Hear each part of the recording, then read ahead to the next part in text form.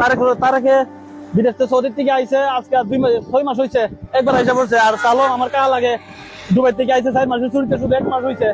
আশুগঞ্জ যাওয়ার পথে সোনারামপুর ব্রিজের গুড়ি এরা দুজনের দৃষ্টিকে তলে বালায় দুজনটা ডাইরেক্ট মেরে লাইছে।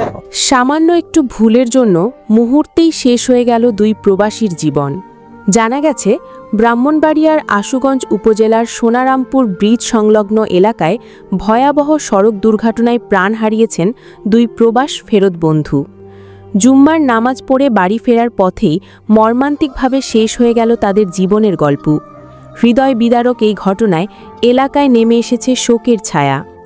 নিহতরা হলেন সরাইল উপজেলার পানিশ্বর ইউনিয়নের শাখায়াতি গ্রামের সদ্য প্রবাস ফেরত শাহ আলম ও জিয়াউল আমিন। স্থানীয়দের ভাষ্যমতে দীর্ঘদিন বিদেশে কাটিয়ে কিছুদিন আগেই দেশে ফিরেছিলেন তারা। পরিবারের সঙ্গে সময় কাটাচ্ছিলেন, নতুন স্বপ্নও দেখছিলেন, কিন্তু সেই স্বপ্ন মুহূর্তেই চুরমার হয়ে গেল ভয়ঙ্কর এক দুর্ঘটনায়। স্থানীয় সূত্রে জানা যায়, জুম্মার নামাজ আদায় করে উপজেলার উজানভাটি হোটেলে দুপুরের খাবার খেতে গিয়েছিলেন দুই বন্ধু। খাবার শেষে বিকেলে বাড়ি ফেরার পথে ঢাকা সিলেট মহাসড়কের আশুগঞ্জের সোনারামপুর ব্রিজ এলাকায় পৌঁছলে বিপরীত দিক থেকে আসা একটি পণ্য বোঝাই ট্রাক তাদের মোটরসাইকেলকে সজোরে ধাক্কা দেয়। সংঘর্ষ এতটাই ভয়াবহ ছিল যে ঘটনাস্থলেই প্রাণ হারান মোটরসাইকেলের দুই আরোহী। দুর্ঘটনার পরপরই মহাসড়কে সৃষ্টি হয় আতঙ্ক ও যানজট।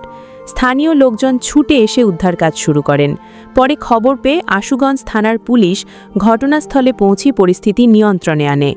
নিহতদের মরদেহ উদ্ধার করে ব্রাহ্মণবাড়িয়া জেলা সদর হাসপাতালের মর্গে পাঠানো হয়। আশুগঞ্জ থানার ওসি আবু তাহের জানান, সোনারামপুর ব্রিজ এলাকায় পণ্যবোঝাই ট্রাকের সঙ্গে মোটরসাইকেলের সংঘর্ষে ঘটনাস্থলেই দুইজন প্রাণ হারিয়েছেন। দুর্ঘটনায় জড়িত ট্রাকটি জব্দ করা হয়েছে এবং এ ঘটনায় আইনগত ব্যবস্থা প্রক্রিয়াধীন রয়েছে। একসঙ্গে দুই বন্ধুর এমন করুণ মৃত্যুতে পুরো এলাকায় শোকের মাতম জ্বলছে। স্বজনদের আহাজারিতে ভারী হয়ে উঠেছে গ্রামের পরিবেশ। যারা কিছুদিন আগেও বিদেশ থেকে ফিরে নতুন জীবন শুরু করার স্বপ্ন দেখছিলেন, আজ তারা নিথর দেহ হয়ে ফিরলেন বাড়িতে।